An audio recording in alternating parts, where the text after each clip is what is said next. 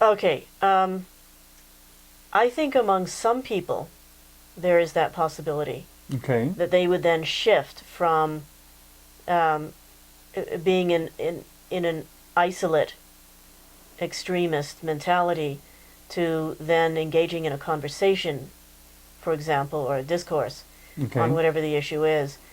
But there are some people who, for whom the um, act of engaging in extremism is in itself the agenda, and Okay. and the issue is could be anything. What do you think would motivate them to that? Being enamored of martyrdom? Uh, Possibly, or it could be that um, they cannot imagine themselves living any other way. They've become so used to warfare, they've become so used to conflict, that they So find themselves warfare and unable to conflict. adjust um, into a civilian society. Or as one newspaper headline put it, the question of knowing how to do peace. Right, We know how to make war. Do we know how to do peace? right, right. Yeah. So the And war becomes its own language. for some people who grow up in, say, very violent insurgencies, Hmm. insurgency movements in places, people who grow up in these movements are multi-generational movements, Hmm. multi-generational campaigns, have no clue whatsoever that there's any other way to live.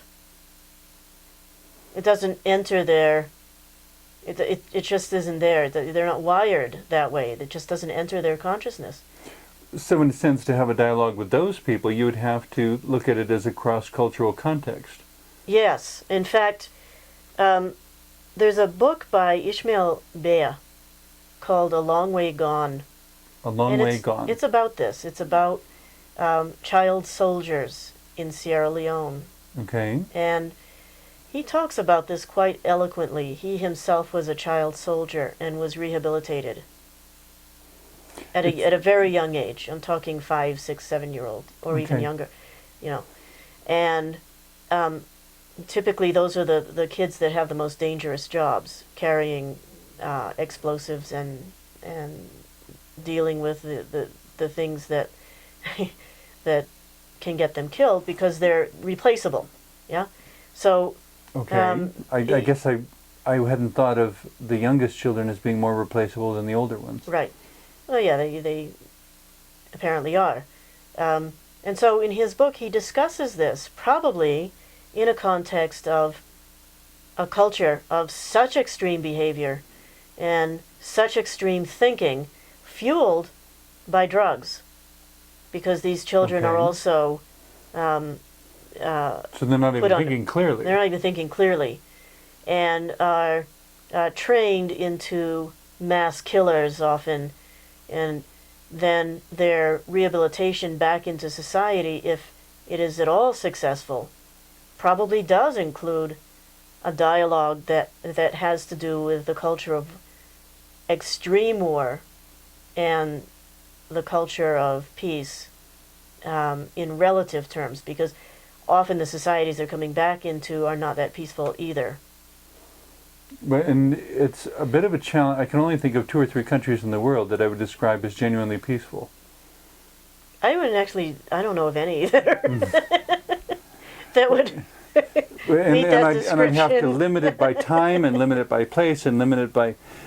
So yeah, I mean, humanity. I mean, you're more of an optimist than I am on such things, but I can't think of any. I'm an optimist that would and an actually- idealist. I believe in the positive potential of Maybe a humanity. desert island of one might meet that description.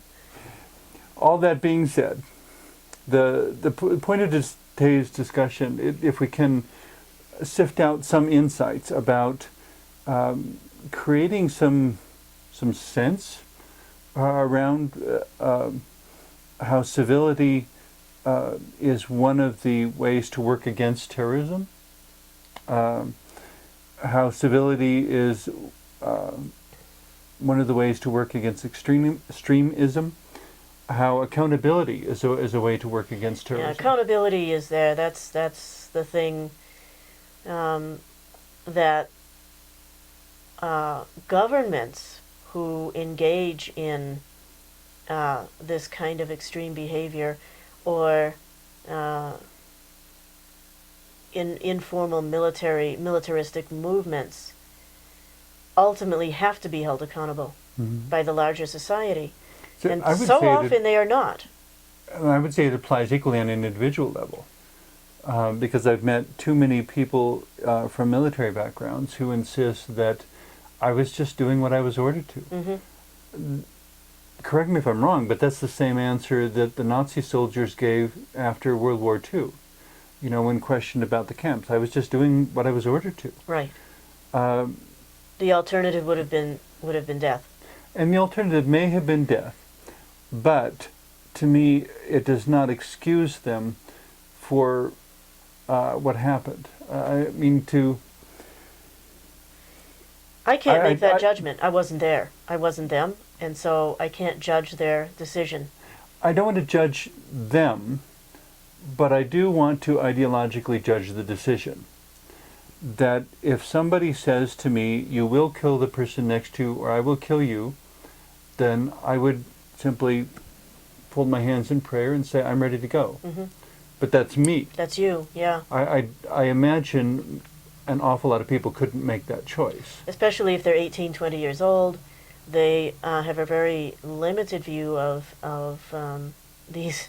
You know, these are things that many people don't think about at all, being in that situation. So. Well, and I often joke with people that I've never been normal, but yeah, I mean, I was fascinated with spirituality from my earliest childhood. Yeah, many people have no spiritual grounding or religious grounding at all. Yeah. So I mean, how do if- they if- make a decision? I mean, this is probably the one of the most ethics-laden decisions anybody could make. Mhm. So Do you they're just kill not under equipped orders, to or make do a you- decision like that. Yeah. But to me, so- I would be accountable for my actions, even if it was responding to orders given by somebody else. And I think there probably were people and are people who do say, shoot me. Mm-hmm. I'd rather be shot than to carry out these activities.